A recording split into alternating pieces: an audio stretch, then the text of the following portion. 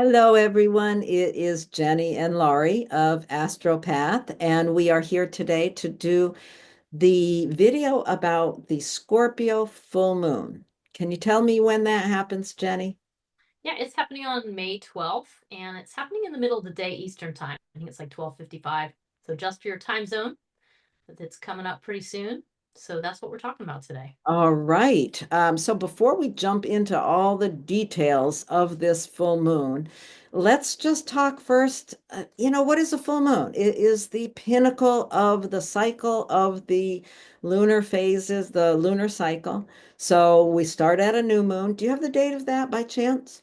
Yeah, it's the new moon was on April 27th in Okay. Taurus, of course. Yep. But we can think about this really two cycles involved. There's the short cycle, which started at that new moon. We plant a seed.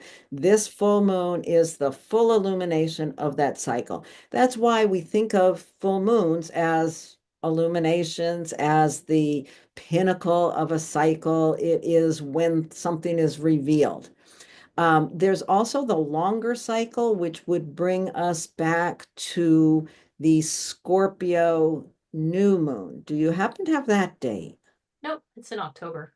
So it was back in October. I can The grab it. new moon in October. Maybe we'll write that in the show notes below. So this is the full illumination of that longer cycle as well. So that's really what we're talking about for the cycles. And because this is a Scorpio full moon, let's talk a little bit about Scorpio. What do you think about with Scorpio, Jenny? You have a relationship with Scorpio. I do. I have some Scorpio, and I have a lot of people in my life with it too. Well, first of all, I think Scorpio tends to get that like, ooh, Scorpios, they're, they're controlling, they're secretive, like, ooh, I don't know. And there certainly is a hidden element to it. There is a lot of depth to a Scorpio moon. It is a water sign, so I definitely think of, in nature, I like to think of Scorpio as being this like pool of water like down in an underground cavern, and it has like if you conjure that image, it's like this clear water, but there's not a whole lot of light. So I think of that as being a metaphor for having to kind of get down into the deep emotional parts of our psyches where our kind of shadow lives. And shadow in this context simply means anything you just don't tend to want to look at. And there's a lot of things hidden in the shadow. There's good things that are positive and like gold that you've stashed away, and then there's also just things, parts of your personality that you may not like very much and you may not really want to see. And Scorpio kind of brings all of those things together, and what it does is it invites you in to look at that stuff because there's a lot of power hidden in our wounds. And if you think about if you like fall down and you cut open your knee, think about how much energy you spend focusing on that cut on your knee, until it's finally healed. It's very similar emotionally. If we have these areas of ourselves that are completely unhealed and raw, they really suck down a lot of our energy. And so, what we're trying to do is look at them, confront them, and bring some healing into those areas so that we can turn around and be empowered, and that we will not be in a place where somebody can control us Mm, through our unhealed wounds, because that's the other thing about it. If you have places you don't want to look at, other people can kind of grab onto those and twist things around. mm. So I think it's no wonder that it's not the easiest sign, because it really invites that necessary look. But ultimately, Scorpio is about intensity and power, and it's about emotional power. So yeah. I think you explained that incredibly well. I don't really feel like I have much I want to add to it. Yeah, Scorpio is the fixed water sign. It is very, very deep, very intense, very emotional, although, yeah, there's that privacy around it. You don't necessarily know when you are closely in contact with someone with a lot of Scorpio, you don't necessarily know there's a lot of emotion going on because it is very often being kept very private. And Hmm. you don't realize the depth of emotion that you're encountering. And the person with all that Scorpio isn't likely to tell you, at least not Yeah. easily. Yeah, yeah. Yeah, and they may also, that's a good point, because like they may also not be aware. They may have so much inner turmoil going on that they just are assuming that other people are picking up on it. but absolutely not. And because it has that private piece. So there tends to be kind of it's actually kind of behind a closed door that you have all these emotions. So part of it is, well, part of a Scorpio full moon is kind of like having to open that door and let the light of the moon in, and to do that work that's being illuminated. That is definitely part of it. So, yeah, And that's a good point. the wonderful thing about a full moon and looking at the full moon every month is we all have every sign somewhere in our charts.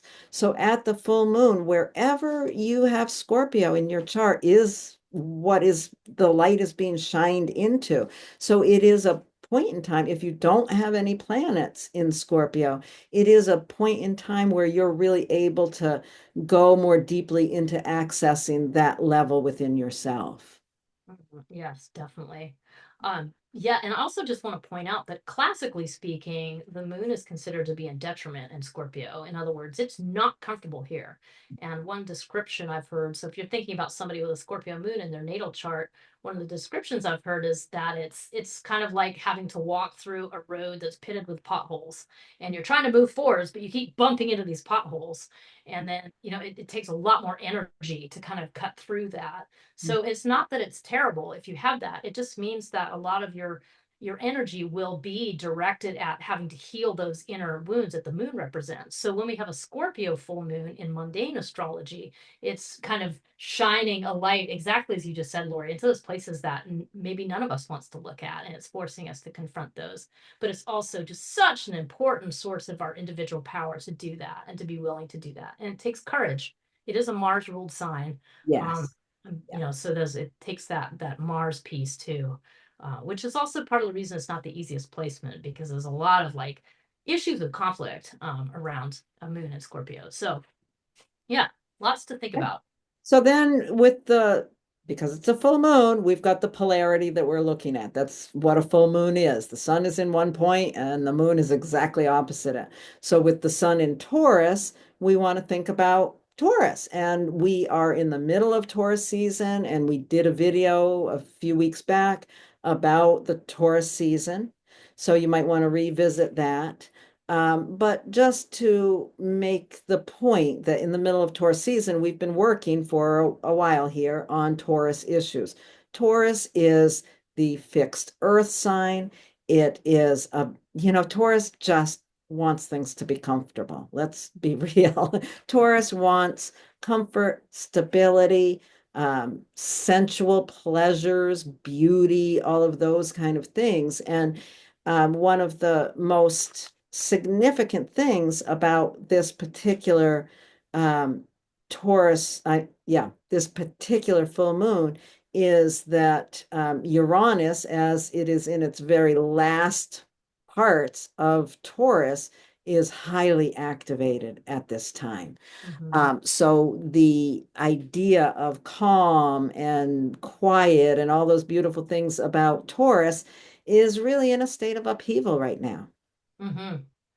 Yeah, I mean, I always think it's fascinating with these polarities because they aren't total opposites, like completely opposing, and but there are components of that. So in other words, what you just said, like Taurus wants stability, well, Scorpio's insisting you look at what's under the lid and poke at what is actually deep down causing instability.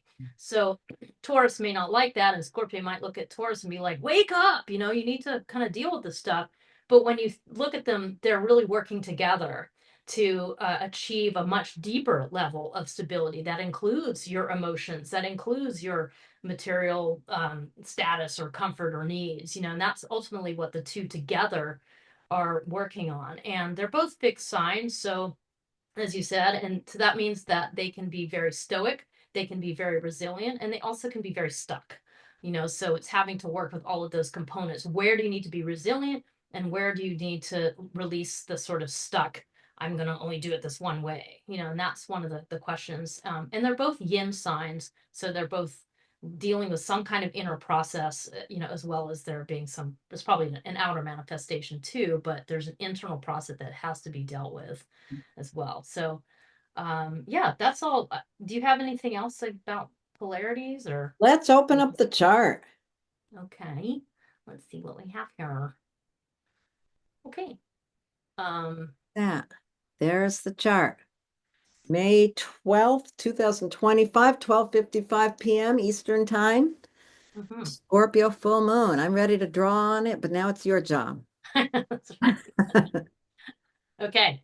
So well, let's just talk about first of all, we're going to can't help but see that right there at the top. There's the sun with Uranus, and then it is opposite the moon. There we go. Right. That's what the chart looks There's our full moon with Uranus shaking things up in a big way, really pushing us to see something we haven't seen. That, the revelation, there's always the issue of revelation at a full moon. But with Uranus, the planet of wake up, put your fingers in a light socket, what you see, you can't unsee.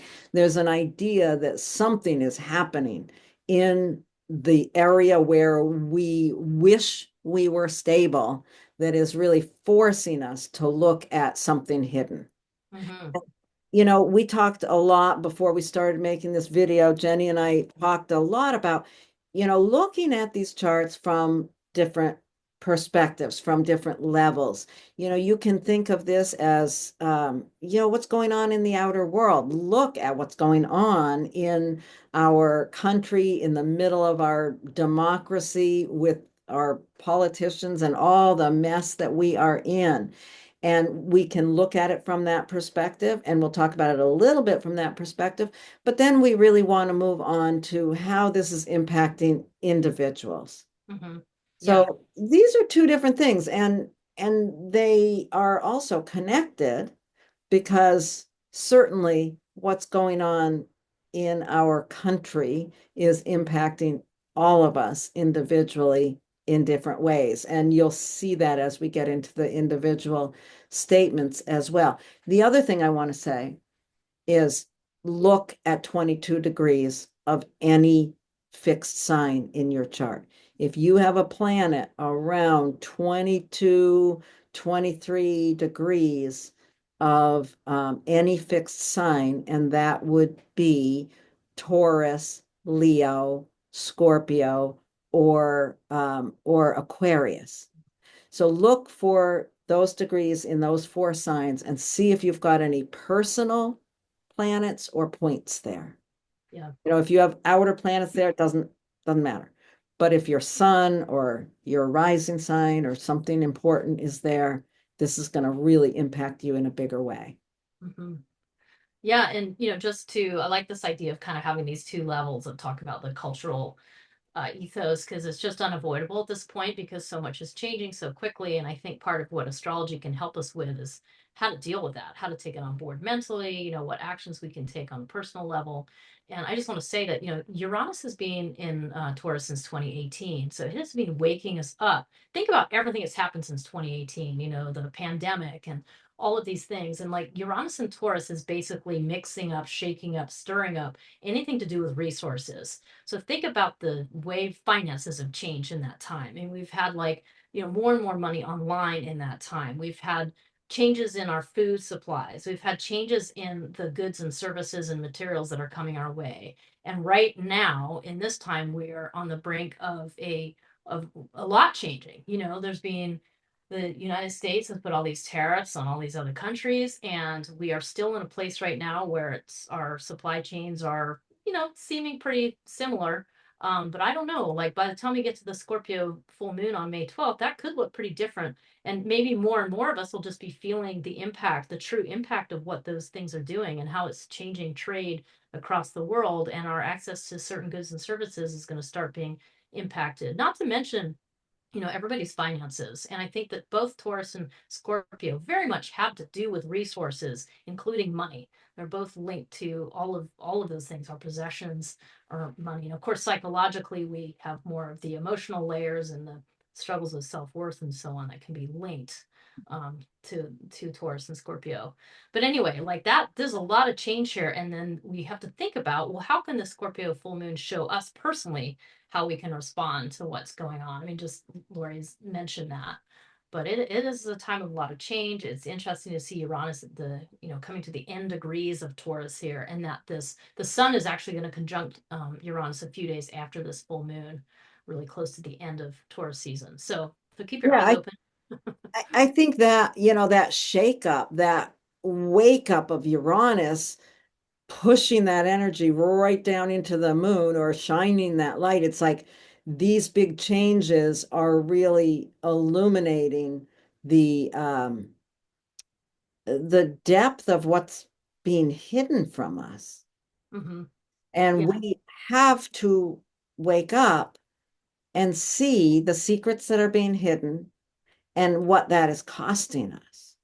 Yes. And there's an awful lot here about opening our eyes and seeing the cost of what's happening. Yeah, I mean, we know we turn on the news, we whatever, we know there's all this shakeup going on. How it is impacting us personally is yet to be felt for many of us. Yeah. And there's so many different things going on. But what I can say, and especially looking at this chart, is there's something very simple going on about money. I.e., this is like a massive heist. And there's a lot of other stuff obscuring it, and a lot of other problems and rights being taken away. And I mean, it's all kinds of things. But when you drill down to the simple level, which is kind of what this full moon does, we're looking at money and what is happening to those resources. And I can't help but note too, I always think of this, the bigger backdrop is, and our climate is continuing to change. And meanwhile, all the programs of confronting that, all of the scientific ideals and work that's being done on that is being pulled out from the United States at this time. But just because that's happening doesn't mean climate change is going away. Right. So that is the bigger story. I mean, there's our politics and there's There's so human much. foibles and there's all of these things, but then there's this bigger story about the planet as an entity itself, and that is going to continue to work on us, continue to wake us up, and continue to try to get us to see our interconnectedness. And I, um, I remember when Uranus first moved into Taurus talking about cryptocurrency. yeah.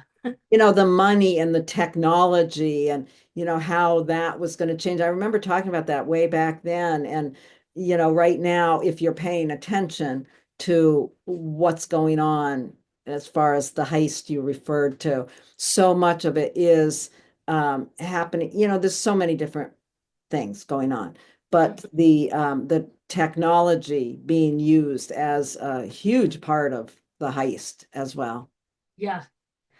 Um, well, do you want to talk about a few other things this chart before Yeah, we? this sounds all kind of like overwhelming and scary, but we do Yeah, have some really awesome yeah, pieces here that really address uh, helpers. yeah, When we see stress in a chart, we always want to look for where are the helpers? Where does the help come from? Where does the support come from to deal with this, to manage this? And I think, yeah, Jenny just drew in that trine aspect from the moon to Saturn or from Saturn to the moon. And that is definitely a huge helper. Saturn is still in Pisces. It is getting ready to move sometime within the next month. It is conjunct the North Node. So the North Node is helping too. Or the wake up call of the moon is helping us move forward. We can think of it that way as well, as far as the North Node is our path forward. So, mm, what we see, what we wake up and finally pay attention to that has been hidden from us is really supporting our movement forward. And Saturn in Pisces is supporting us in opening our eyes and looking at what's happening as well. yes. And Saturn has been there for a while too. So that in wherever we each have Pisces in our charts, that we've all been learning lessons from Saturn. Saturn is one of the great teachers in the chart, and it's not an easy teacher. It's a demanding teacher, but it's ultimately the one that teaches the lessons that really have longevity and stay with you. So Saturn trining here is very helpful. It really introduces this. Yep, we need to look at some things. There is truth that needs to break free, there is truth that's coming out on both the, political and global level, and then also on our personal levels. But Saturn is here to say that is the right direction. Like, let's support that. That's actually going to support greater stability in the long run, to go ahead and confront those things. And that is what this one little moment in time is showing us at the full moon. But Saturn in the support is great. Really does help. And it sextiles the sun and the Uranus too. It recently had it sextile to Uranus. So that's, something you have to lean into. There's an opportunity there. But the trine to the full moon is the gift, is something that really is supportive. So, Yeah. okay. Yeah, and then there was another thing. There's so many things going on at this point in time. Yeah. The ruler of the Taurus sun is Venus, and the ruler of the Scorpio moon is Mars. And they are also in a trine aspect, which really supports us paying attention and opening our eyes. And, those are in fire signs too. What, there's something in all of this. Yeah, I'm going to let you talk about that, actually. I was going to go in a direction that Yeah. Well, I want to I think avoid. this brings me more to where I want to talk about a little bit more of the personal angle of this. Yeah. Kind of gone into the big cultural picture, and there's some intensity there and some fear and so on and so forth. But we all are, we need to respond in an individual way, and manage our individual lives as well. And I think what's really interesting is having the sun and the moon are in the yin signs of Taurus and Scorpio. We've talked about that a whole bunch as an internal process and so on and so forth. But then you look at the two rulers, and they are in a trine aspect to each other. They are, going to actually, that trine aspect is going to perfect like 10 days after this. So they're within or for a while. And it's really interesting because it means that there's a free flow of fire energy between the two rulers. So it's kind of like do the inner process, but then use that inner process to access your courage, which is Venus in Aries, and your charisma, which is Mars and Leo. And like the courage and the charisma together, the action that you need to take based on this newfound understanding, this newfound acceptance of what is true, Mhm. really is so much, it just is so much vitality to it. It brings in this whole other like yang layer, like, no, we're going to take action. You're not going to just sit passively and observe. You're going to do that first, but then there's something extremely actionable that you will be able to work on over the course of the next couple weeks after this full moon. I really like how they are playing together, but Yeah, it's so interesting because at the beginning of Taurus season, everything was still stuck in Pisces and just, we talked about things moving into Aries and finally having the energy to take action and move things forward. And here we really are at a point where we have to see what's going on. We have the energy to take action. We have the support from Saturn and so much more. Mercury just moved into Taurus just before this, mhm. and it is in an exact square to Pluto. Speak up. There's a lot in this. I mean, I know, what's been going on in the world and all the people that have been out on the street, like demonstrating every friggin' weekend, and AOC and Bernie Sanders doing their thing, and so many people really getting clear about needing to take action. Well, I think this full moon really puts us in a state of expanding that in a bigger way too. Yeah. And when Laura and I were prepping for this video, we couldn't help but notice that Pluto square Mercury is an echo of the full moon in a way. I mean, the full moon is like, hey, let's see what we can see. Let's look at the truth. But a square from Pluto to Mercury is saying, okay, now we need to do something about what's being unearthed. I mean, Pluto really brings in this, deep unearthing of something. And with Mercury just newly in Taurus, and in that square, it is being forced upon you, like it is being forced into your point of view, being forced into your mindset in a lot of ways. But it has a similar statement, but this one's more intense. And I think this one is possibly a deeper, bigger secret, a deeper unearthing, which is to be revealed. But the two working in tandem together, there's something extremely powerful happening on this day. So although it is just a moment in time of the full moon, you've got a little bit slower of a thing going on with Pluto Mercury. Yeah. And it's interesting too, because Pluto just went retrograde here. Oh, yeah, that's So right. Pluto's like, we've been moving ahead, but boy, there are things we need to see. Yeah, it's This having to is go back. more of what's being revealed, definitely. That's a Yeah. powerful, powerful time. Yeah, and isn't that a really good counterpoint to that Pluto is the only planet that has retrograde. It's only recently gone retrograde. Everybody else at this point, at this full moon, is moving forwards. They're all clear of their shadow periods. Both, Mercury, Venus, and Mars are all totally out of those, dark contemplative periods. They're all moving quickly, but Pluto's saying there's still something that we haven't looked at, and it's the only thing doing that. So I think that is an interesting thing as well. The only other thing I think I wanted to say is that Venus is also pretty new in Aries here. It's only been in Aries for sort of like a week and a half since the new moon. So that's very different. You already mentioned that Venus was in Pisces, which was very different. Now it's in this much more actionable, heated sign of Aries. And it's just recently conjuncted Neptune. So there's something about a crusader energy to Mm, Venus that is ruling the rest of this Taurus season. yeah. And And so Venus just went in there and went over Neptune, the spiritual warrior, and Venus picked up that energy, Venus in Aries picking up the energy of the spiritual warrior. It's a powerful time for sure. well, as more could say, but I think that's good for the full moon, huh? It's really I think so too. okay. Are you ready to move on? I think we are ready to move on. Let's do it. Okay. All right. So here we go. We're doing individual impacts, and we have the Aries rising chart. So this whole Scorpio full moon business that we've been talking about is landing in your second house for those of you with Aries rising. I'm sorry, your eighth house. Get a grip.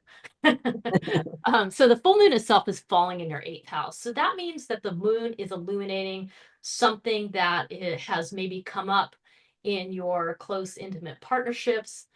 It could be a marriage partner, but also business partners. There's something that needs to be addressed in that eighth house. So there's something about the way that you have been sharing resources with people that is needs to be changed or transformed in some way.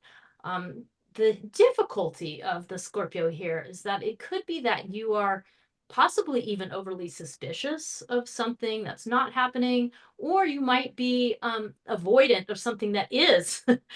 So this you want to look at that first. You want to kind of come to an understanding of, is there something I'm avoiding here? Is there something that needs to be confronted, some truth that is kind of hidden deeper in the echelons of whatever partnerships I have? So that's the first thing to think about. It's something that you can unlock here for your empowerment. The other side of this is that we are in Taurus season. We've been in Taurus season since April, like late April. So that has really brought to light the issues of your own values, your own finances, your own possessions. That's really what has your attention for the most part during this whole Taurus season. And now what's being brought in stark relief is the way other people's stuff plays in. Fortunately, there are some supports in place. But before we jumped into that, Lori, what do you have to add? Well, it's so interesting to think about the Sun conjunct Uranus there in your second house. What is the big wake up call in your own values or your own finances that is pushing you to dig in and understand what it is you're hiding from yourself or someone is hiding from you regarding their values or their resources or shared resources. There's something very interesting going on there, and like you said, where we want to look for where the support is, and what we're looking at here in terms of those of you with Aries rising, where is the support coming from? It's coming from that trine from Saturn, which is happening in your 12th house. So to me, this reads like, you really have to kind of trust your own unconscious knowing. If you find yourself in a position where something's happening around your own money or your own values that is suddenly making you very suspicious about your partner's management of your shared resources, something along those lines. If something like that is happening, it's really important that you go inward and trust yourself. If you, yeah, whatever ways you have to go deeply into your own self-understanding, whether that's, spending time on a meditation cushion, or if you use tarot cards or a pendulum. I use pendulums for a lot of things. If I really am lost, I pull out a pendulum and talk to myself. You need to find some way to talk to your inner unconscious about managing this challenge, this suspicion you have, and Mhm. how it relates to your resources and your partner or other people's resources. Yeah. And then when you're ready, you're gonna just, when you've done that inner work, you'll be ready to take action in some way. You'll be ready to share yourself in a different way that is more informed. And that's really the Right. take, Right. is being clear about that. Yeah. So, Yeah. okay. Pay attention to what you see and get your own inner truth set with it. Yep. Sounds good. Okay. Moving on. Moving on, those of you with Taurus rising, this is this polarity of this full moon is between your first and your seventh house. So the full moon itself is happening in your seventh house. That is the direct relationship you have with your partner, with your business partner. Any kind of contractual one-on-one relationships are going to be a place where something is revealed.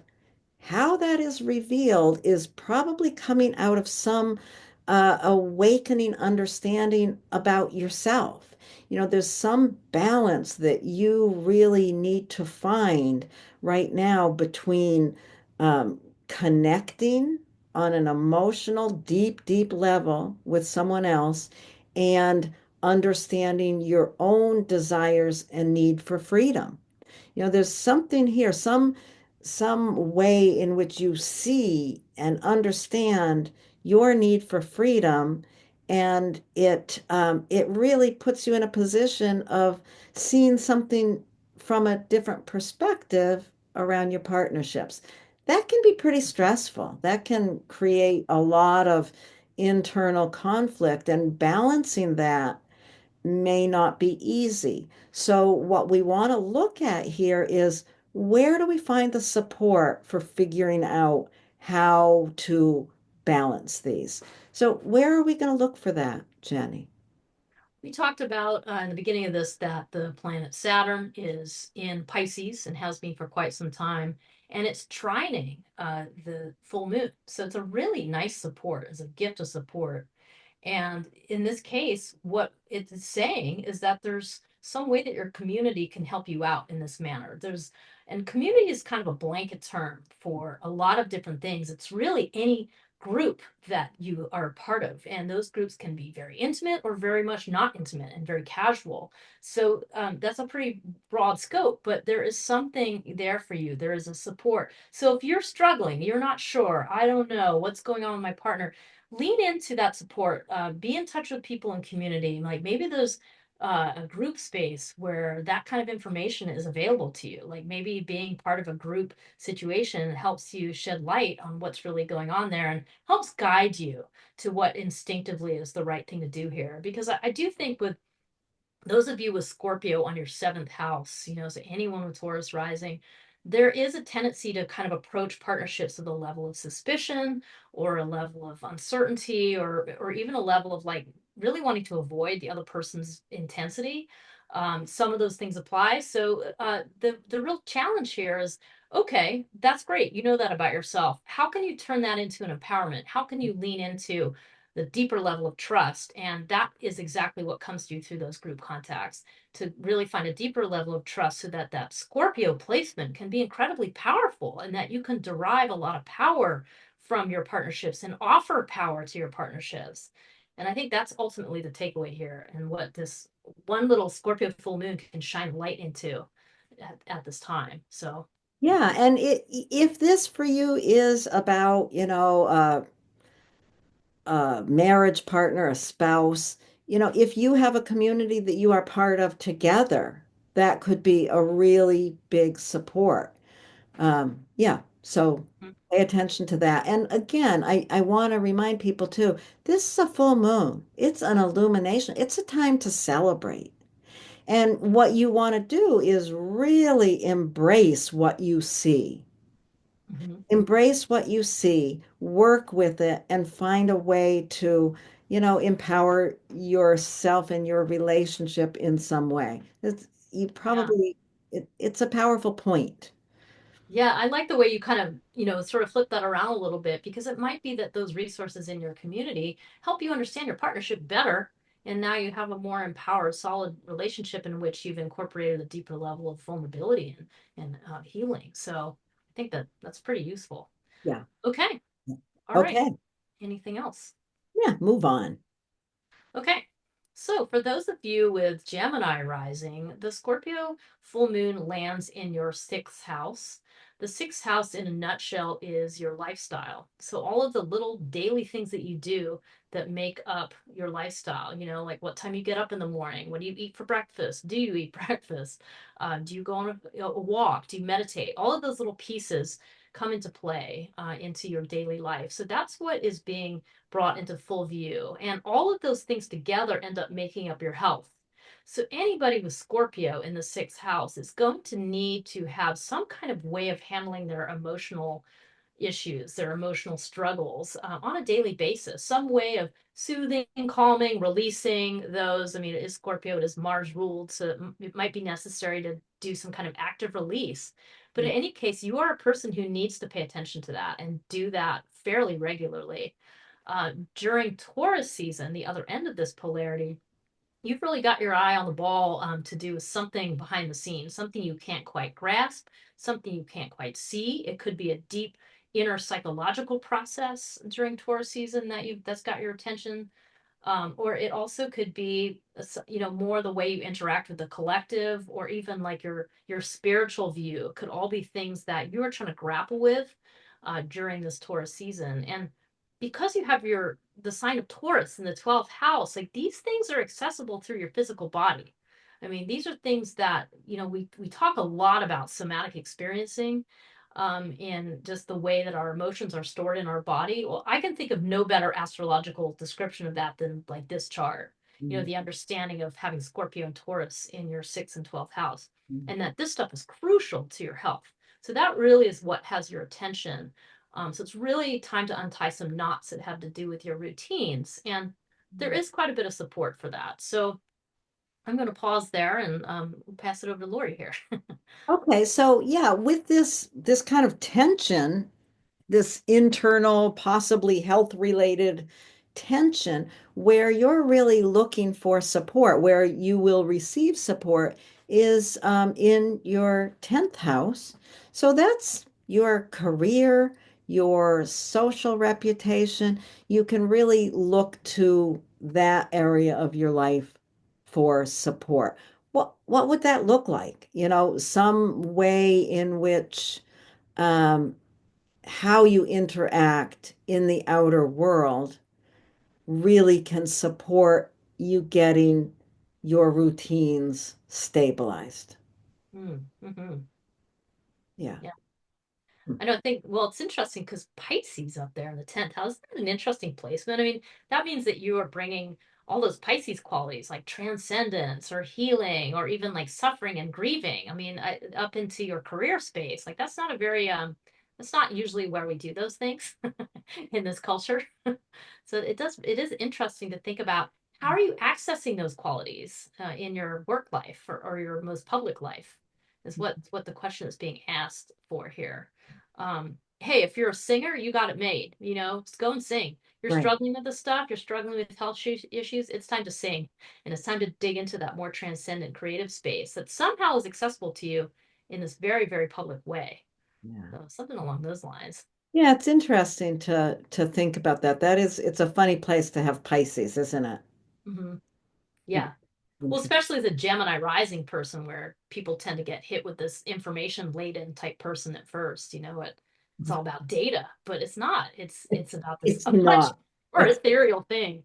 That's right. It is not about what you see with these people at all, I think. Mhm. It's interesting. Oh, where was I going to go with that? I can't remember. I can't Well, remember. Something about that Pisces up there. Oh, I know what I was thinking was just, this is another one of those charts that has mutable on each of the angles. And I always think it's interesting. People who have mutable on all of the angles, there's a lot of flexibility in the person, a lot more adaptability than the rest of the chart might suggest. mhm. But there is a lot of adaptability. Yeah. And I read this recently about those mutable signs that, they are the healers and the teachers in the zodiac, and they all kind of carry that one way or another because it's Gemini and Sagittarius and Virgo and Pisces. And so this is anyone who's got a mutable sign is very often in those types of roles in society. And so it could be that this person at this full moon, it's something that they are able to offer in their workplace through their actual physical work or just simply by their presence in the work environment. Now So, that makes sense to mhm. me. I can feel that. Like there is some healing element that is involved in this. Yeah, no matter what you do, even if you have a dry, boring office job, there's something about your presence or your ability to gather healing through that, And it could be as simple as, you're having this deep internal struggle with that full moon that somebody in your workplace or some experience in your workplace really shows you a different way or offers you um, a simple conversation that allows you to see it from a different perspective. Exactly. Yeah. That's Yeah. nice. I like that. In any case, the takeaway is, through those routines at this full moon, what do you see? What do you need to shift? What do you need to embrace? What can you let go of and discard so that you can step into a more powerful version of yourself, And emotionally? also, one more tiny thing I want to say. I want to remind people that the full moon is a time of celebration. Regardless, even if there's difficulties around it, it's a time, and with the moon itself in your sixth house, celebrate something about the way you are able to use your body, the way you are able to show up in the world on that routine level and get things done, and the power of your physicality I think of with this one. Nice. Yeah. And, if you do the work of this, there's a lot of just, I don't know, social engagement that's available to you. There's a lot of vitality that can come about from this understanding that's going to really be, I think, could feel quite liberating after the inner process this represents. So, yeah. So maybe go, have a full moon bonfire and invite some people from your work to join you. There you have it. Okay. We are moving to Cancer rising here. Okay, folks, with Cancer rising, the full moon itself is falling in your fifth house, which is one of the funnest houses that we have here. The fifth house is really about how we give of ourselves. It's also about how we have fun, how we play, how we offer ourselves to others. It's our creativity. So this is the area that's being illuminated. It is being illuminated from the polarity point, which is the 11th house of where we receive from the larger community. We're in the middle of Taurus season here, so there's been a lot of focus on the area of community, like-minded people that support us in our lives. There's some sort of a little wake-up call going on in the area of community with that Uranus conjuncting the sun right at this point. There's some wake-up call, some little earthquake in the area of community that kind of offers a way of seeing what we have been hiding from ourselves or has been hidden from us in some way in our creative processes. What is it that you, with a Cancer rising, what is it that you have to give? Um, to offer through your creativity or through your love? What is it that you have to offer that is somehow has somehow been hidden from you? There's some awareness here that is being awakened that could really create some stress. You might really feel um, stressed about those two sides of that polarity, how you give and how you receive. There may be a lot of stress there. How can that be managed? What's the gift that can help support and sustain that and can really help you not only find what it is that's been hidden in your creativity, but really empower your creativity from this new awareness? Nice. Yeah, well, I mean, we talked a lot about Saturn in the beginning of this, and Saturn is up here in your ninth house, and it's trine the full moon. And so this is a support system. And for you with Cancer rising, this support system has to do with your world philosophy, your it could have to do with a travel experience or set of experiences that can support you. But in a nutshell, I think the key word to think about is teacher.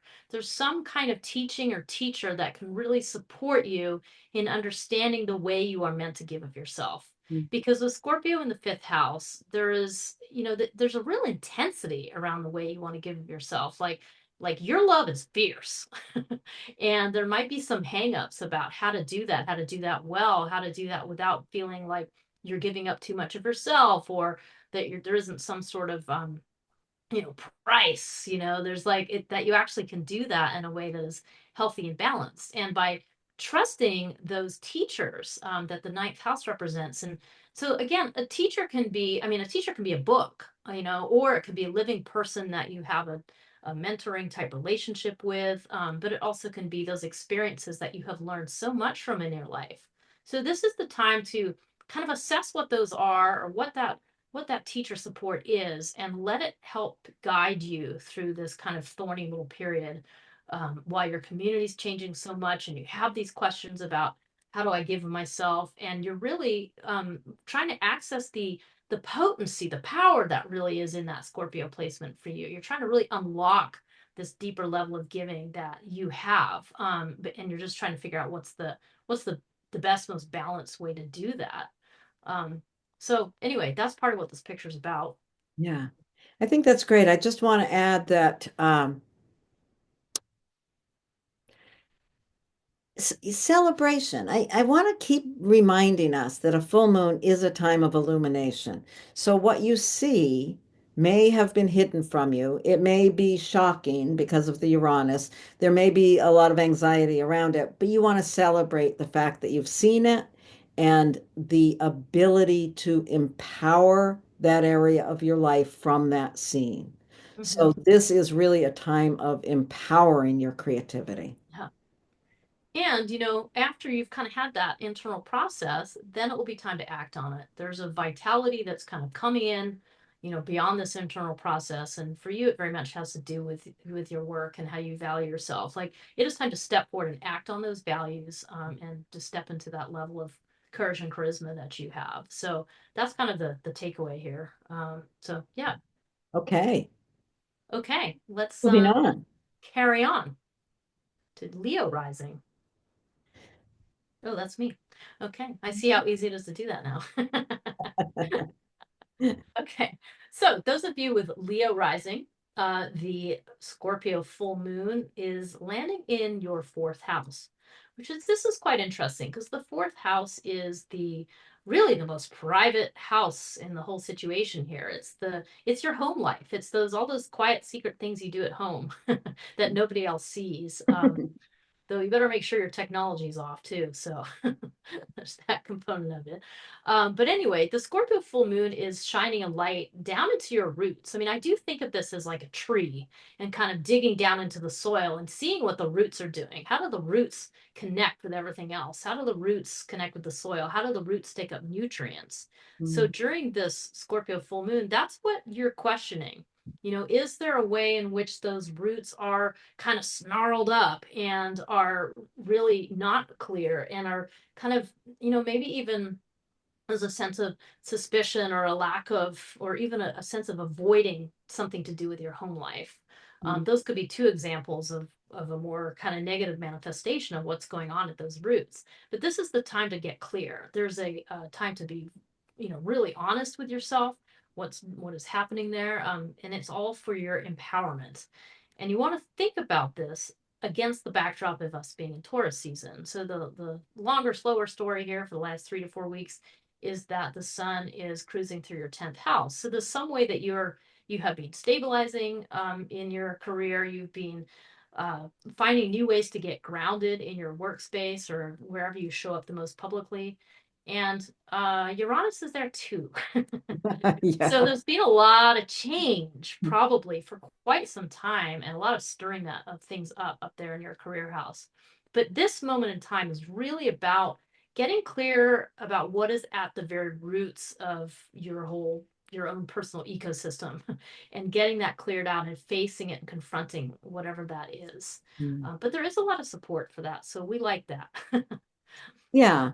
Yeah, there is support. It's interesting. It's like that area where Taurus is with Uranus. Yeah, yeah, you've been working to stabilize it, but right here at this full moon, there's something that is waking us up and putting us in a position of seeing something hidden in that fourth house, something hidden in the home or family or on the land you live in on or even, you might hear some new information about some ancestral story that wakes up some new understanding of the core of who you are. Hmm. And, that might really put you in a position of yeah, it could be very challenging to see something that you didn't understand about your roots. Where if there's difficulty involved here, the great gift of this full moon is that Saturn is really offering support. And Saturn is in your eighth house, so the stabilizing support is coming from the work you've been doing for the last 2.5 years on learning to understand and set in place particular boundaries. And those boundaries, that learning about your own boundaries, are what's going to really support you in the illumination of something you didn't know, something that might be hard to see in the roots of your ancestral line or your home itself. Maybe you found out that there's a leak in the basement. It could play out in so many ways that are either super simple. There's a leak in the basement, or you discovered that your great great uncle was a child molester or something horrifying. There's so many ways that these things can play out. But bottom line, regardless of what it is, you've got the support of Saturn right now to help move you forward. Hmm.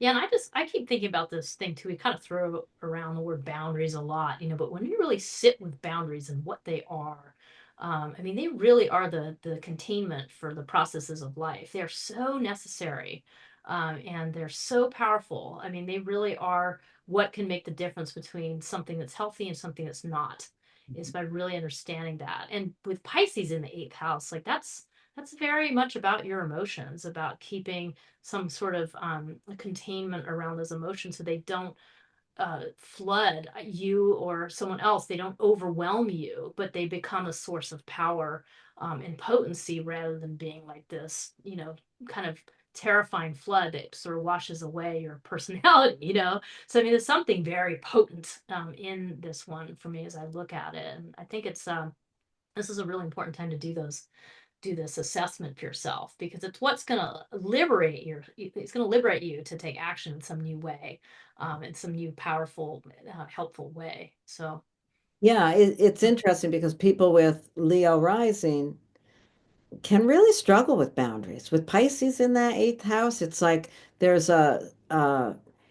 it's easy for people with Leo rising, I think, to not set boundaries, to just kind of like, oh, that'll all work out. There's an idealism there in Pisces.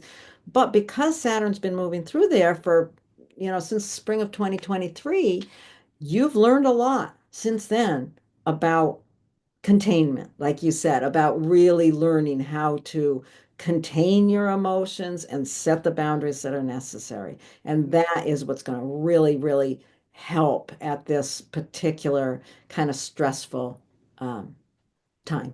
Yeah. And also what's unique to me about this one is that you've got Mars in the first house. Mars is in Leo. And so there's something very much about a self-directed action here. And Mm. just an added layer. I like that you brought that in about the Leo. Like it could be tempting, I think, to act impulsively. But don't, lean into the longer, slower lessons you've learned around boundaries first, and then you'll know what action to take. This is kind of how I see it. So yeah. Okay. Fascinating. All right, we are going to move to Virgo rising. Okay, so for people with Virgo rising, this full moon, this intense Scorpio full moon, is occurring in your third house. The third house, it's one of those funny houses. It's one of those funny houses. The third house is about communication. It's also about your immediate environment and the people in your immediate environment, people that you didn't necessarily choose to be there, your neighbors, your siblings, the person that checks you out at the grocery store, all those kind of relationships that are just part of your day-to-day life. So this area, for those with Virgo rising, this is an area that has a lot of intensity in it. You may be a person who's kind of doesn't trust their own voice real easily and maybe doesn't trust their neighbors real easily or their siblings. There's a lot of complexity in that area of your life. Mhm. Now, we are in the middle of Taurus season. The sun has been moving through your ninth house. The ninth house is about your greater experiences and how they inform your worldview. So there's something in that area at this full moon with Uranus up there with the sun. There's something in your worldview that's kind of waking you up, shocking you, and that illumination from that shock, I think of, is really pushing you to see something clearly that you have not seen around your voice or your immediate environment, relationship with siblings or neighbors. So you want to, I've got a cat here that's threatening to cause a problem. So I just mentioned that. Kitty cat, come here. Let me see. Anyway, I'm going to, since I've got this little almost emergency happening, I'm going to let you talk about how this person with Virgo rising can lean on others for support.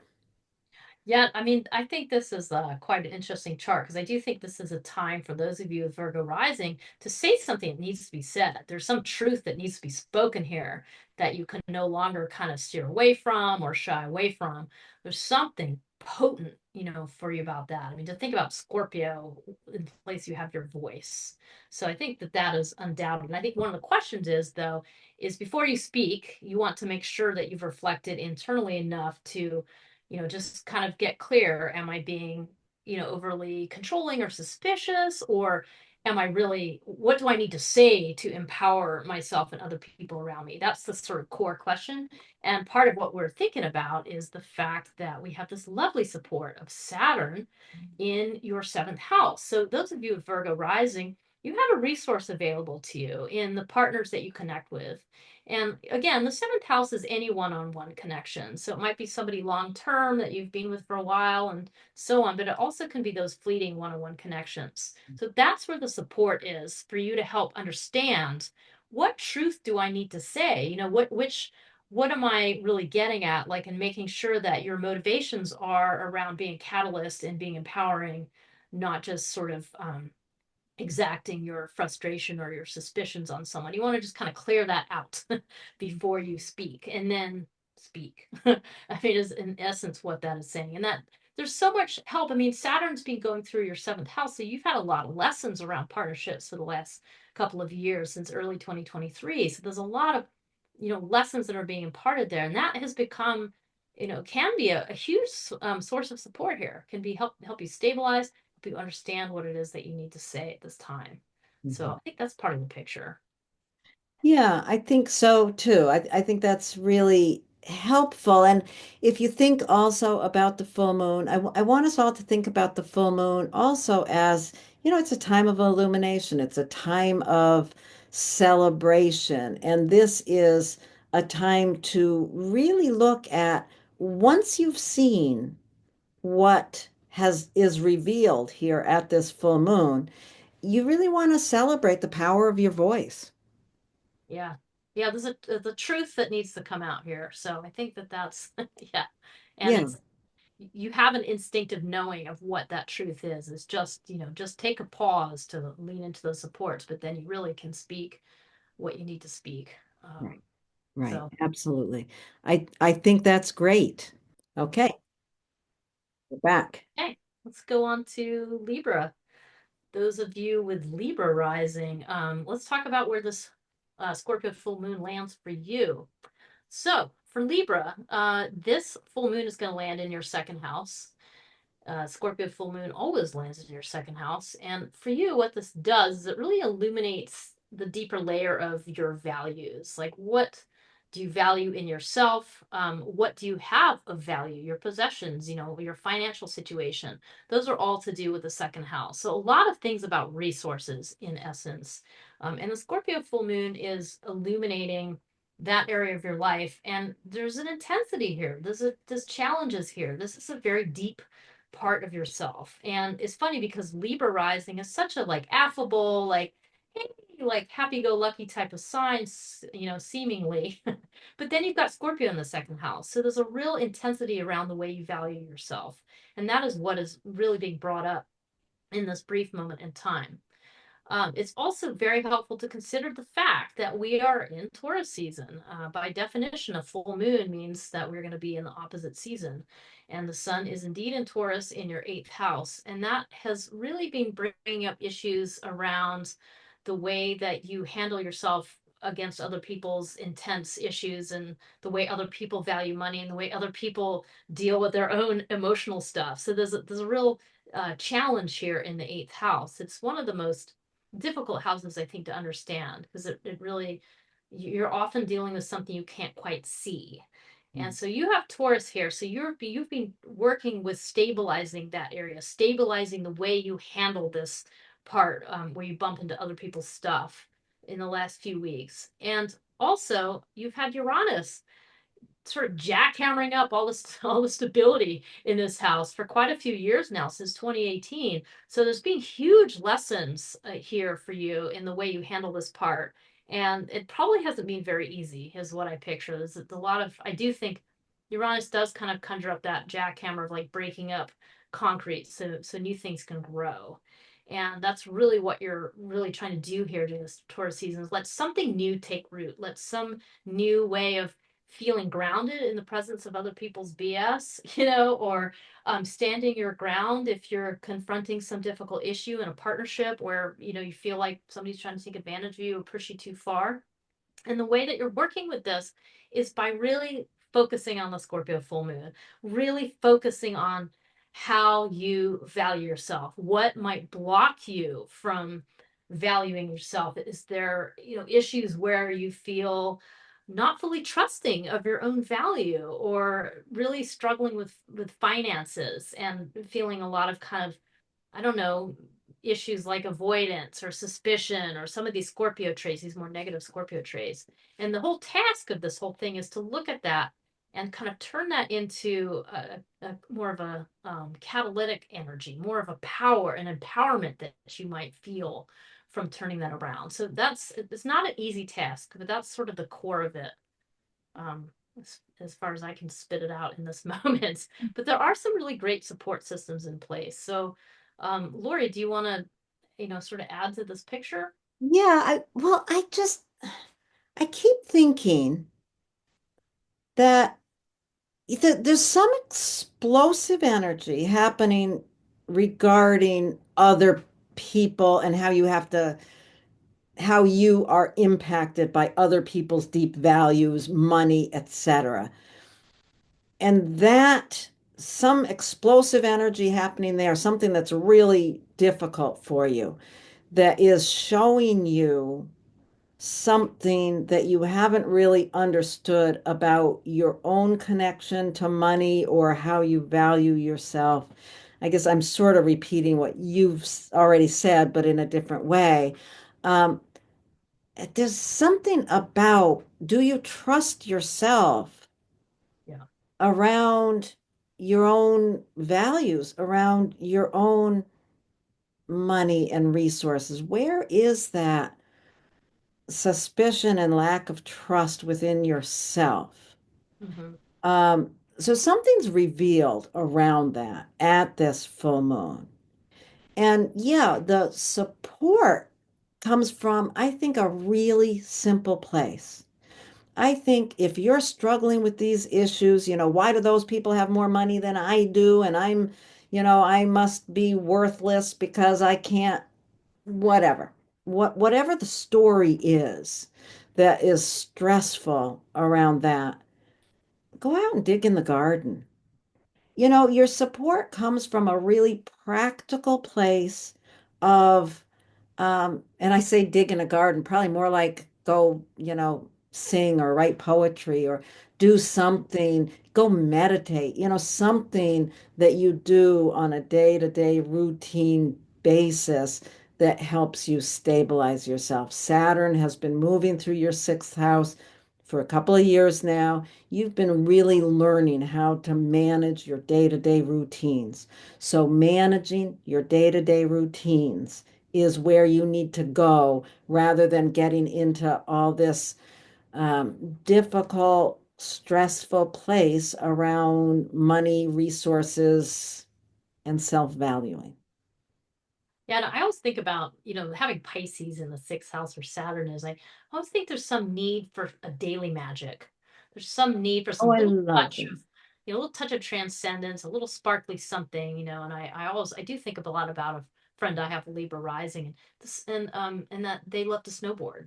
And I just think about like floating down the snow, and that kind of magic that comes with it. So there's a need for that. There's a need to allow for a piece of magic.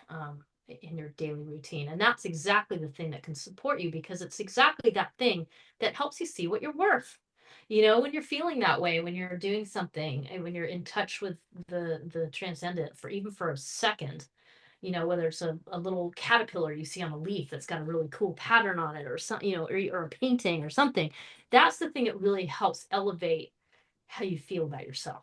I think So that's real. I really like this one for some reason. I think, and if you're listening to this and you have Libra rising and you don't know where to find that little piece of magic, just, do a tarot deck spread every morning or, yeah. or pray or meditate for 15 minutes. Something. Yeah, I love that you said a little bit of magic because that little bit of magic will allow you to rest in this new revelation about your own your own self-worth. And on that point, the full moon is a celebration. It's an illumination. And what you see can allow you to really understand your own the deep power of your own self-worth. Yeah. Celebrate the power. And it Hmm. may feel a bit messy right now. If it feels messy, lean on that daily bit of magic. Yes, and if you once you kind of work with this little inner process that the Scorpio full moon suggests, there's a lot of vitality available to you. There's a lot of ways that you can follow up in a really animated way, through connections with other people that will really feel like, okay, yes, I'm doing this work, and help with that celebration feeling. So That's yeah, awesome. I like it. okay, Okay, carrying on. So let's let's move move now on. to those with Scorpio rising. So, those of you with Scorpio rising, boy, this is very, very, very personal. This is the light of the Scorpio full moon is right in your first house. It's so close to you, you might not even be able to see it. That's the thing with the first house is it is the most personal house. Sometimes it's so close to us we can't see it clearly. But at this time, with this full moon, there's something being revealed to you about yourself. Yeah, you might have to look a little closer, but that's what's being revealed is something about yourself that you haven't paid attention to, you haven't seen clearly. You need to lift up the cover and look at how other people encounter you. When I talk about something about yourself, it's about your personality. It's about how you express yourself into the world. The sun has been moving through Taurus. We're in the middle of Taurus season. So, for the past, whatever, 3 weeks or so, the sun has been moving through your seventh house, which is your closest partnerships. It can be your spouse, it can be a business partner, it can be other one-on-one important relationships to you. There's something in that area. Although, those of you with Scorpio rising, really look to relationship for a place of calm stability. This has been challenging over a number of years now with Uranus moving through that sign and with this full moon, the sun being conjunct Uranus during this full moon. There's a suggestion that there's something in that relationship that may be a real catalyst for that issue of what you are seeing within yourself. Hmm. So there could really be, this full moon could really show up as a lot of challenge to relationship for you. You want to really think about, yeah, how much freedom you need, how much connection you need, and how to support all of that in the midst of whatever this challenge of this time is. Um, yeah, that's where it's going to show up is in relationship. Now, where does the support come from, Jenny? Do you want to talk to that? Yeah, so the other piece here that we think is so helpful is that Saturn is in Pisces and has been there for a couple of years now. And so for you, that falls in your fifth house. So that means that you've been learning these new lessons about how you want to give of yourself, how you are able to drop into creative flow, those kinds of topics, how you are with maybe some children in your life. There's been some lessons around that and some lessons around, perhaps setting some boundaries in any way to do with those relationships and to do with your creative processes. And at this time, that Saturn is in a really lovely trine to the Scorpio full moon. And a trine is a flowing aspect, it's a gift. And so for you, this other dimension of your creative self-expression is really a support. So as Laurie mentioned, like the first house is interesting because it's so powerful, but it is a little bit like the nose on your face where you can't really see how exactly you present and how you show up. But the fifth house can really play a nice support role where you kind of pour yourself into those creative flow pursuits, whatever those may be, those places where you can just be playful and joyful and just kind of unfettered by other types of restrictions. And so this is a time to allow those two places to support each other. I mean, it's kind of like you and then the next octave up of how you express yourself creatively. I mean, in a nutshell. So that's where there's a real thing. I think the source of support here is really just the flow of love. I mean, that might sound cliche or cheesy, but it's so potent. It's so well, it's being shown on so many levels, scientifically, spiritually, so on and so forth, the power of love. And that is really what is the greatest support to you here. And the ability to accept, yourself as you are and to accept the fact that you'll never quite know how you come off to other people, and just accept that because as a Scorpio rising person, you have the imprint of a person who is here to catalyze others. So the work you do on yourself, the work you do on your own emotions, there might be some stress around projecting your intensity onto your partners. So the work you do to kind of deal with that and resolve those issues and handle those issues, the more empowered you are, the more you can help other people, support other people in their deeply emotional processes as well. So I think that that's helpful. And the more that you do that, the more you work with that inner process, the more energy you'll have available to you to put out there in your daily life and in your work life. So Yeah, I like thinking about, the stress being in relationship between you and a partner. And yeah, the solution or the stabilizing principle being either playing with your children together if you have children together, or doing a creative project together if that's what can work for you, or having an afternoon of lovemaking instead of having a problem. Though really giving of yourself, giving, like you said, Jenny, giving love is the key with this one. I think it's really strong. Yeah, if you're encountering problems in a relationship, go to your creative place. And if you can do it together, that's great. If not, go there on your own. And again, I want to remind you, this is a time of celebration. It's a time of illumination. And what you're really want to think about is what's being revealed about how you present yourself in the world, and really celebrating the power of your personality. Scorpio rising, there's a powerful personality there, whether you know it or not. Mm-hmm. Nice. Okay. Let's move on to Sagittarius rising. Oh, Okay, so yeah. ooh, that was Oh your. no, I know. See. All right. Fire, fire, fire, fire. Okay, so if you have Sagittarius rising, that means that the Scorpio full moon is landing in the 12th house. The 12th house is one of those houses that I get a lot of questions about from clients, like, wait, what does it mean again? Because the 12th house is the house that really refers to everything that's going on behind the scenes.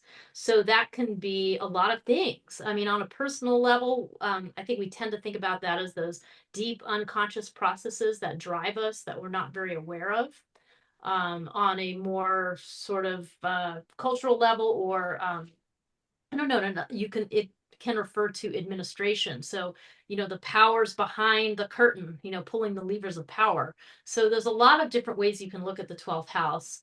But in this case, let's just really focus on that psychological piece of, what's being illuminated, what deep unconscious processes are showing up at this time. The full moon kind of brings a light there to a place that normally doesn't have light. So it's time to really look at what are those deeper emotional layers that might be causing some hiccups for you, that might be kind of pulling you back, or that might be kind of anchoring you into a quagmire of suspicion, or of not trusting the process, or of not trusting the sort of deeper, I don't know, not trusting spirituality, like the deeper belief that there's something guiding you. There's a question around all of those issues, and it doesn't matter what your belief system is, but what matters is that at this time you're questioning it, that you're looking at it, and that you're and you're making the link between your kind of spiritual ideas and how it impacts your psychology and the way you interact with the world. I think that's kind of the bigger picture. So not a very simple, easy little thing to talk about. But let's talk a little bit about the fact that it is Taurus season, and that the sun has been in Taurus um, since towards the end of April there. And that is what has had most of your attention, is your day-to-day routines, your day-to-day practices, your processes. Like, do you meditate? How do you eat? How do you sleep? All of those kind of metabolic physical processes are in that sixth house. And there, it really refers to the things that you do every day to keep yourself on track. And with Taurus there, everything you do is geared towards finding some kind of equilibrium. Unfortunately, for you, Uranus has been going through that house for many years now, since 2018. So there's been a lot of upturning of your daily routines. It could be things that impact your health, that impact your sleep. Maybe you've changed the way you eat a bunch of times because you're trying to figure out some kind of food allergy, something like that. I mean, there's a lot of different ways you can think about the sixth house as well.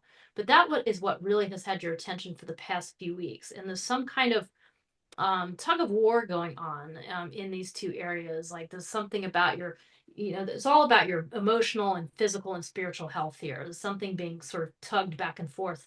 And that really what you're trying to do is align those pieces, and align those things for your best health at this moment in time, and kind of undo some of the difficult parts of the Scorpio, and use it to think about how you can be empowered through your routines and through your spiritual I don't really want to say beliefs, but kind of ethos that you have.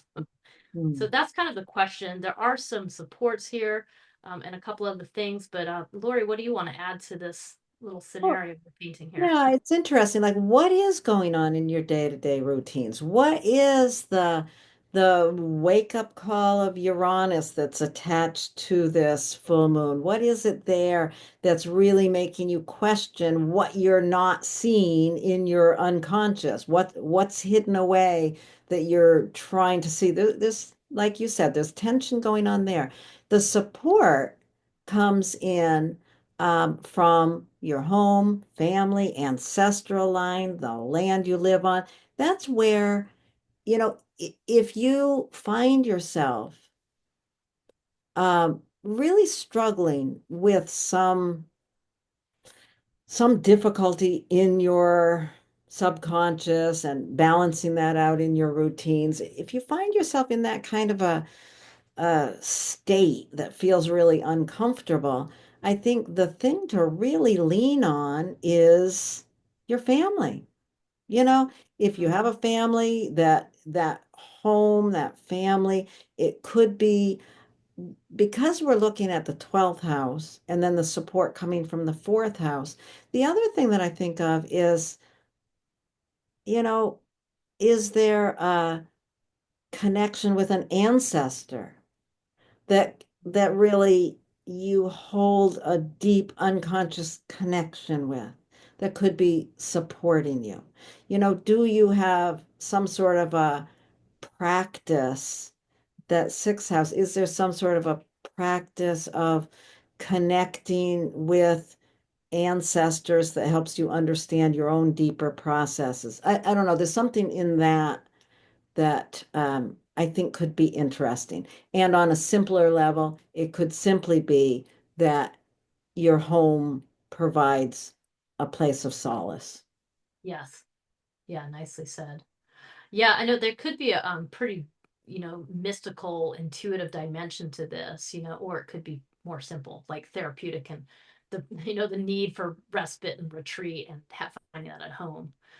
But it's pretty cool thinking about the intuitive layers too. Like there's some potentially deep healing, even if it's just one moment of time, but there's potentially deep healing available through this. Yeah. So, Yeah, this um, could be really, really deep, or it could be, and again, the full moon itself is happening at 22 degrees. So you want to check if you've got personal planets or points around 22 degrees, approximately 22 degrees of any of the fixed signs. If you do, it's going to be a deeper storyline for you. mhm. Yeah. So think about that. And the more you kind of drop into this process, the more vitality and energy that's going to be available to you in the coming weeks. So kind of accept the gift that's here and do the work and then carry on with a new sense of vitality. So, Carry on. all right. So let's move to Capricorn rising. Folks with Capricorn rising, this Scorpio full moon is falling in your 11th house.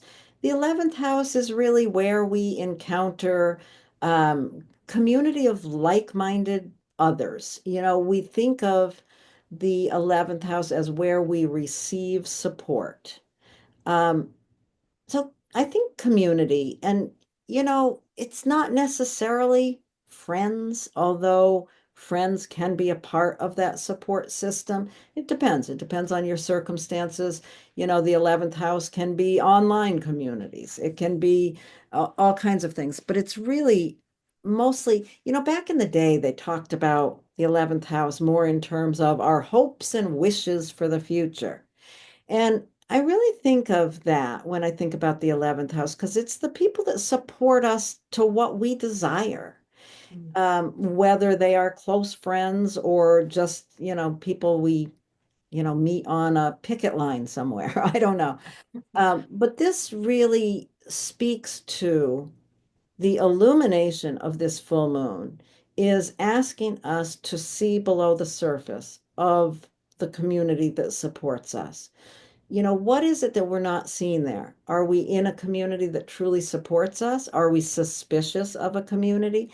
What is it that we need to really see here to get a deeper understanding and to be more fully empowered by our community? Hmm. The sun is in Taurus. We're in the middle of Taurus season because that's how a full moon works. With Uranus's involvement, which we talked about at the beginning of this conversation, there's some shift and change that has occurred in the fifth house, which is how we give of ourselves, how we give love. We think of that fifth house as our creative processes. There's something in that, some big change happening in that house that is really supporting our ability to see what we need to see on a deeper level in our community. There could be some real discomfort here at this Hmm. full moon in terms of something that we didn't really expect to see in how we give love and something we're not certain about in terms of how we receive it. So Hmm. think about what the challenge is in that area for you. And the next step is to look for the support that will help you really develop an empowered community. Hmm. Where are we going to find that support, Jenny? Well, hopefully, you're going to find that from Saturn. Saturn is in your third house, and Saturn is trining the moon. So there's a really lovely trine, and a trine is a free flow of energy. It's a sort of like a gift that arrives on your doorstep, and it's just offered to you freely. So at this time, it is the resource you have available to you. For one thing, it's your voice. The third house on a simple level is the your voice, correspondence, like how you give out information. So on that level, it's like trusting yourself to ask for what you need, perhaps. It can be digging into something that you have learned. I mean, there's a sort of a learning aspect to the third house as well. On a more tangible level, the third house can be those close relatives in your life, and they can also be your neighbors. So it might be that a source of support comes from either of those places. A source of support coming from a sibling. I mean, that's not too hard to imagine, and trying to kind of work with this conundrum, maybe feeling some struggles in your community where you have Scorpio and not quite sure who to trust and whatnot. And then a sibling can be an important support for that. And by the same token, so can a neighbor. I mean, maybe you're headed over to some community event and your next door neighbor is like, oh, I'm going to that event too. You may not know them very well, but look at what could just happen from that. I mean, what a source of support that could be. So I think that those are pretty important and can really help you in whatever this process is. Because I do feel like there could be, with Uranus going through your fifth house, some kind of challenge to, you've been able to address life in one kind of playful way, and maybe, that's being challenged in some way. Now that feels disruptive, and you're like not really sure.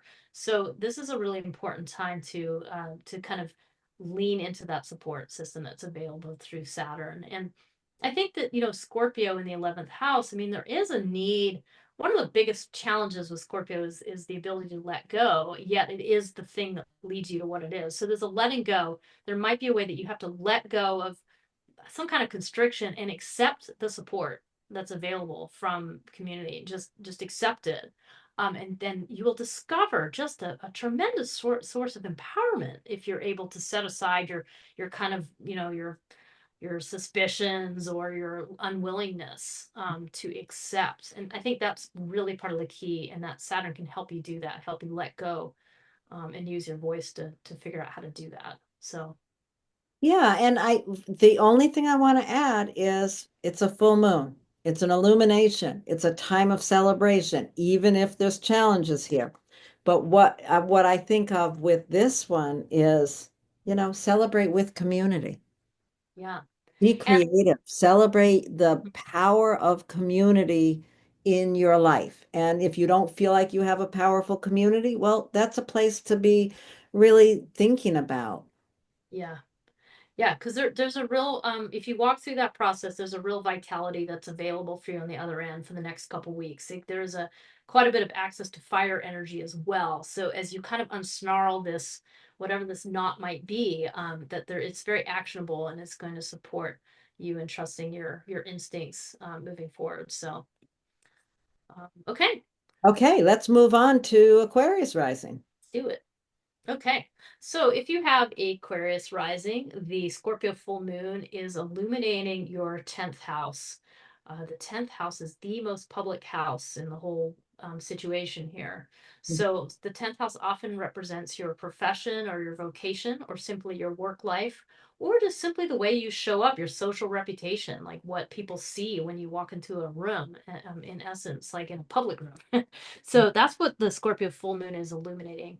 And what that brings to mind is that there's some kind of question or something that you're trying to, or a truth that you're trying to get at that really involves your this most public place. So if that is indeed your work or your profession, there might be something new that you need to do, something that you can see that you kind of need to tweak a little bit or change so that you can step into the transformative potential here. Because I mean, truth be told, as an Aquarius rising person with Scorpio up here, like you are really here to make change. You are here to help people transform. I mean, you are potentially a catalyst. So make sure that you look at your own natal chart if you have Aquarius rising and notice if you have anything in Scorpio or Taurus in particular. But also look at the degree of your ascendant in Aquarius and whether you have anything in Leo too, because that's really going to let you know if there's a bigger, longer term, more important process here that you need to pay attention to. But in any case, what really has your attention is whatever that switch is that has to happen in your 10th house. Is there a way that you are, blocking or not letting go of something, some way that you can step into your emotional power in a new way? So those are the questions to really ask yourself. There's a lot of potency available. So there might be something that needs to be healed, some preconceived notion you have about who you are in your work life, and that might be where the work is. It is Taurus season by definition here at a full moon. So the sun is down there in your fourth house, lighting that up.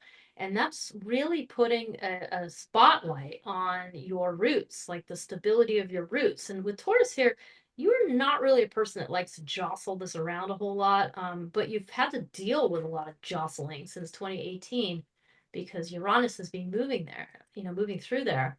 And now the sun is right next to Uranus. So there's something unavoidable that has changed about your rootedness. And the Scorpio full moon is kind of showing you the ripple effect of how that might be making you feel kind of uncertain or unsure or like you're in new territory somehow in your work life.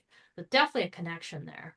But yeah, what would you like to add, Lori? I like how you said, you're in new territory. Yeah. Yeah, there's some big change happening in your home or family life, something at the root core of your life that is really changing, that is being reflected into your career or social area right now. So, yeah, there's something that it is allowing you to see that you haven't seen previously. There's something you really need to pay attention to in terms of how you wield power in the outer world, possibly, or how you avoid wielding power in your career or social reputation. Something around that, some big change at home reflected into this, how do I wield power or avoid power in my career? And then with that leaving me feeling a little unrooted, feeling a little unrooted with that. Where do I lean in and get a little stability here Mhm. at this time? And for that, we want to look at where Saturn is, because Saturn is right there where Jenny put that little lavender colored diamond in the second house. That's where Saturn is. And Saturn has been moving through that area for a couple of years now, really stabilizing your understanding of your own self-worth. It could have a lot to do with money and resources as well, but bottom line, your self-worth there's been a real development of stabilization in your self-worth, and that is what is really supporting you to see what you haven't seen, to understand your own relationship to public power. Yeah. No, that's an interesting one, isn't it? The second house. Like just thinking, because it could be that you have found some change you need to make in your work life that's actually going to allow you to generate more finances, Uh-huh. which then in turn supports your ability to keep transforming what you're doing. So if there's some training that you need to, expand your offerings, that you may be like, "Ooh, I actually have the resources for that right now." Or you might say, "Ooh, I'm going to do that training and then I'm going to be able to, bump up my rate or offer this other thing that I haven't offered before." There's some interplay that. And so, you may gain some kind of really interesting insight at the full moon that allows you to see whatever that switch could be. It could really be around finances. Because I mean, we need that support so we can keep practicing whatever we're practicing, and especially if you're the change maker that an Aquarius rising suggests. So Yeah, absolutely. That is really interesting. mhm. Yeah. And, Lori, as you've been saying, I mean, this is a time to celebrate. So maybe it's time to celebrate something that you have been able to do. Like, think about what you have done in your most public life there and the impact you have had. And, give yourself a little, pat on the back or a toast of the glass or whatever, to celebrate that at the full moon. Because I do agree with you. That is an important thing to remember. Um, so, and, as you get through this process, there's just going to be this more vitality that's available to you. As we do have a lot of sort of emphasis on that for the 2 weeks following this full moon, of just like really being able to express yourself to other people in a way that is empowered and generous and fiery. Absolutely. Absolutely. Okay. Okay, so let's move on to Pisces rising. All right. So for those of you with Pisces rising, this full moon is happening in your ninth house. Okay, so let's think about this. The ninth house is all the experiences that happen in our lives, all of our understanding that from which we develop our worldview. That's how I think of it.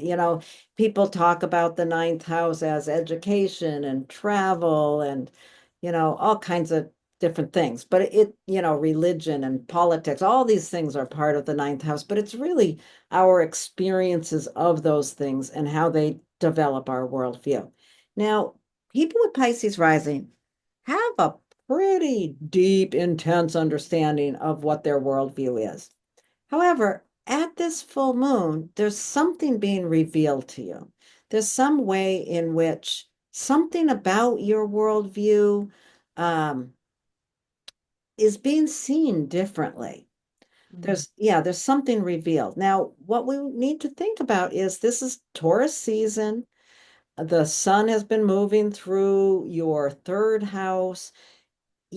People with Pisces rising want a stable voice. The third house is really about our voice, how we use our voice, how we use our voice in our immediate environment, the people that kind of hold that space of immediate environment, siblings, neighbors, not family, that's another place, but these people in our immediate environment, this is an area where you really want steadiness. And yet, Uranus has been in this area for quite a while now. So there's been a lot of complexity in how you use your voice and how you understand what your voice is. Mm-hmm. Something around this full moon that speaks to a change, a big change in how you use your voice or how you think. And that change is really opening the door for you to see something new in terms of your worldview. This could be very intense because this could really, when our worldview changes, that's huge, especially in today's world where everything seems to be so black and white. It's like, you can make one little tweak on your worldview, and all of a sudden, your neighbors and siblings and your voice don't know where to land. You know what I'm saying? Yeah. So, this could be stressful. There could be something that occurs that you see things differently, and then you have to face what does that mean for my life? And so, because this can bring up so much stress, we want to look for what what can we lean on for stabilization in this? Mhm. What can support our coming out of this with a fully more empowered, deeper understanding of what our most authentic worldview is? So, Mhm. where are we going to look for that? Well, we have Saturn in Pisces. For you, it's in your first house. And that Saturn is in a pretty good trine with the moon. So it's really, playing a support role. A trine is a free flow of energy. And so for those of you with Pisces rising, I mean, this is just coming from the self. I mean, just in a basic way. And I think to me, part of what that might mean is that, Pisces is considered sort of a soft, fickle, maybe flaky kind of sign. And I think that Pisces has a lot more to it than that. It certainly does. And one of the things I feel like the power of Pisces is the power of compassion, the Mm, ability to understand that people struggle, people suffer, and then on the other side of that is this compassion for those who suffer and this recognition that we all suffer, that we all have these issues, we all have these struggles, we all have pain. And so there's something in that, especially with Saturn going through there, that is a real profound source of authority that you have really worked with in the last few years. So there's a way that you are expressing that newfound authority in this Piscean way, which is so important for these times. That is really serving to support that ninth house Scorpio moon as it goes through there. And I really like to think about the ninth house as your ability to think critically. So, the ability to think for yourself, to think clearly, to take on board multiple points of views, to take on board multiple ways of thinking about things, and kind of, going through all that and having the synthesis of your own point of view. And the danger with having Scorpio here is that you might try to sort of want to control people through that point of view. There's like the potential for control with Scorpio, or you might be, I don't know, kind of negative or suspicious in general. But I think the key here is to turn that into having this empowered viewpoint that incorporates compassion, that incorporates a recognition of the suffering people are going through. So I think this is very potent. And I suspect there might be leaders with Pisces rising at this time. And that the Scorpio full moon can kind of shine a light on the power of that critical thinking that we desperately need right now. I So, really like that. That's great. I love the way you talked about Saturn's support in this for people with Pisces rising. The only other thing I want to add is a full moon is always a time of celebration, even when it's a challenging full moon, which this one is. But even with that, it's a time of celebration. It's a time that we get to see something we haven't seen. So, what you want to really think about here is what you're celebrating is the power of your worldview, the and really the power of your compassion as well.